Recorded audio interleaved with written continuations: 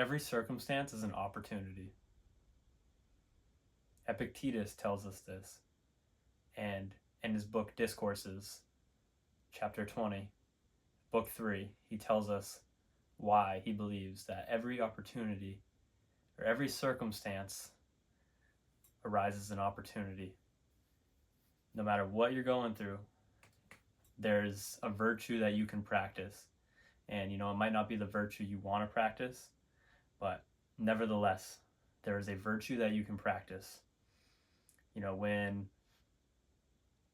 your neighbor or somebody is being mean to you and you want to lose your temper, that circumstance is arising an opportunity for you to control your emotions. Epictetus says that the boxer gets better when he spars, and then people like that are our sparring partners. Someone who is making you angry is actually helping you, because they're helping you improve on matters of utmost importance. Helping you tame your anger better and helping you get control of yourself. And there's only one way to do this, and that's through training. And you need situations and circumstances like this to arise so you can get better. If you have a coworker who is upsetting you and he is bothering you, you should look at it as being bad for them, but good for you. Bad for them in the fact that they are being, unjust and, not morally upright. But good for you because it's giving you a chance to practice virtue and better yourself. Think of it as a sparring partner. Think of it as someone who is giving you real life circumstances to make you better in aspects where you may be struggling in. Whether you need to be patient with somebody or you need to conquer your anger because they're upsetting you, or whatever it may be. You have to look at every circumstance as being a potential opportunity for you to improve on matters that are of utmost importance.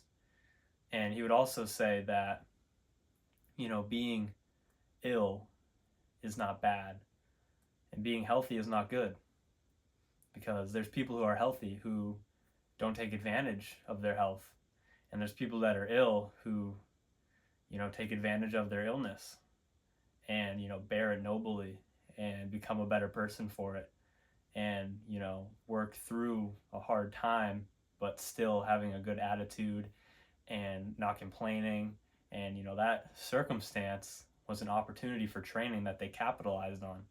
So blanket statements like good health is not good and bad health is not bad.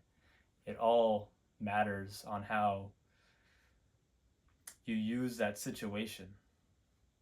Are you worthy and doing good with your good health, or are you unworthy of your good health and not making the most out of it? And when you are ill, you complain and you curse God because you're ill. So look at every opportunity as a sparring partner. Look at the bright side of every situation. I'm forgetting who says this now, but I think it might have been Epictetus, but don't quote me on that. But, the quote goes something like this. You can bear a situation by two handles, like picking up a vase. And one handle, if you pick it up, will break. It'll crumble. It's a weak handle. But the other one, if you pick it up by that handle, you'll bear it nobly and you'll be able to withstand the weight. And I take that as having as your attitude on situations.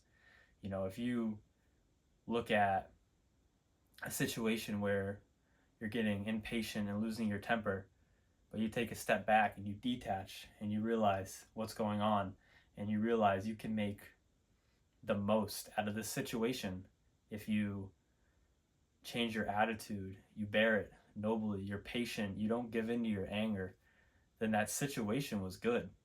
you improved on that matter. And the only way you can do that is real life training. And it all depends on how you bear the situation. It all depends on your attitude and your outlook on what's going on. So try to look at the bright side of all situations and realize that it could be a good sparring partner. You know, you're getting ready for the Olympics. Epictetus says multiple times throughout this book. And when life throws at you like a strong sparring partner, why would you complain? Why would you beg to go back to practice?